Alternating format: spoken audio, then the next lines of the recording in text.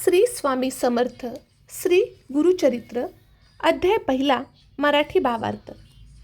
सर्व ग्रंथकारांच्या पद्धतीनुसार ग्रंथकर्ता सरस्वती गंगाधर यांनी ग्रंथाच्या पहिल्या अध्यायात ग्रंथ निर्विघ्नपणे सिद्धीत जाण्यासाठी सर्व देवता साधू संत आपले पूर्वज व गुरुजनांना वंदन करून त्यांचे आशीर्वाद घेतले आहेत।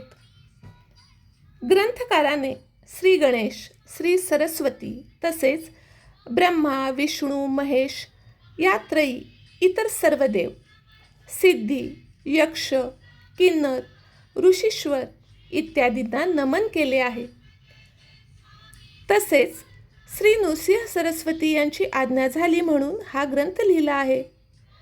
गाणगापूर निवासी श्री नृसिंह सरस्वती या दत्त अवताराची कृपा व्हावी म्हणून त्यांचा नामधारक असा एक साधक अत्यंत तळमळीने व निर्धाराने घराबाहेर पडला।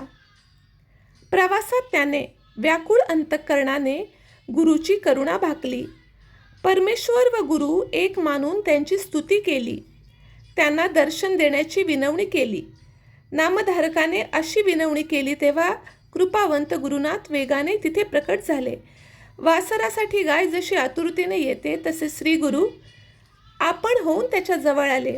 गुरुमुनी येताच नामधारकाने त्यांच्या चरणयुगलांवर मस्तक ठेवून त्यांना वंदन केले, त्यांना आपल्या हृदय मंदिरात स्थान दिले।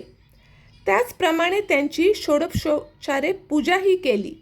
श्री स्वामी समर्थ।